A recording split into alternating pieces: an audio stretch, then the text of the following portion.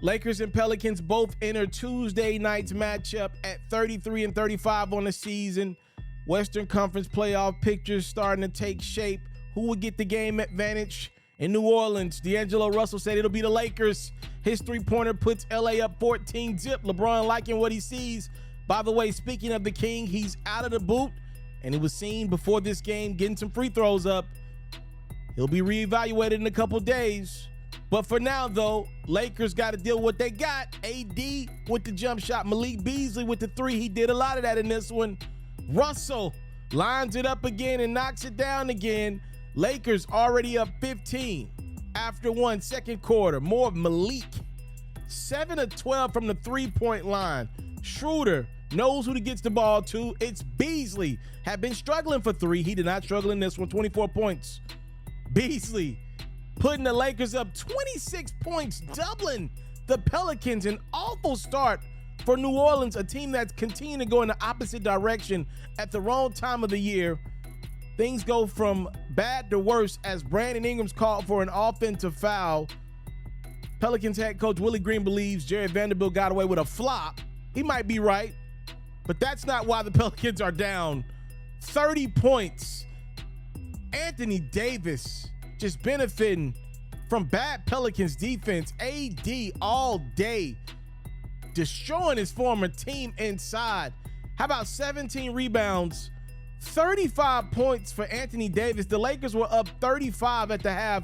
That's the Pelicans' largest deficit in franchise history. That lead would get as bad as 40 as AD throws it down. But it's the NBA. Everybody makes a run.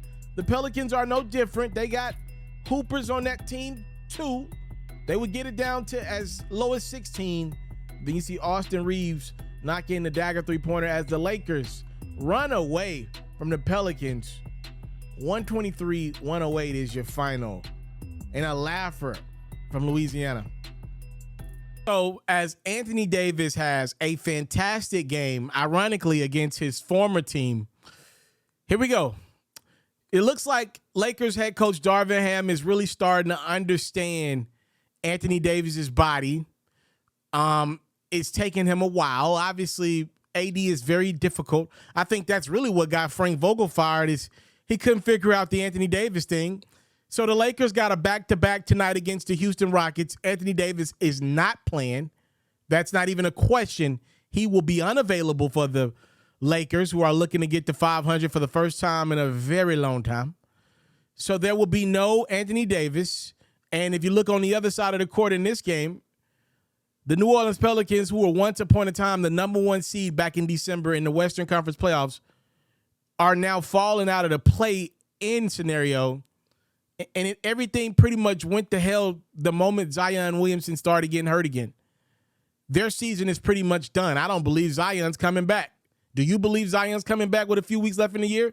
He is a bust in a lot of ways. He can't finish a season. That's a bust to me. I don't care how great your highs are. Your lows can't be that low if you want me to be considered a star in this league. He can't finish a season.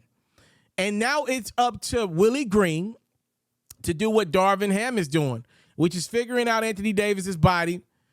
Willie's got to figure out Zion's body. Now, does this mean Anthony Davis will be able to uphold his health? I don't know. I don't know. History tells us no.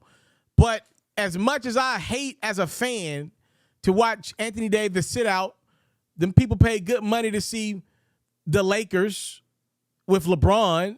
If you bought your ticket a couple months ago, you probably paid the price to see the Lakers with LeBron and Anthony Davis. You don't get LeBron. You don't get AD. You get what's left, which probably is going to be a team that plays really hard tonight. But Darvin Ham's like, yo, we have metrics that say Anthony Davis should not be playing back-to-back, so he's not going to play in this game. He's not playing a back-to-back. So you know, what did you want to be? Where would you want to be right now? Would you want to be Anthony Davis's new team?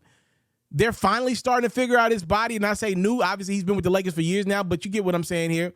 It looks like they're starting to figure out his body, and this has been probably the longest stretch Anthony Davis has played injury-free basketball in a while. Injury-free quotation marks. Look at what the Pelicans are dealing with. Zion's hurt and done. This is quite the dynamic for the New Orleans Pelicans. They are getting the bad end of the stick because never forget, Anthony Davis was hurt a lot with New Orleans.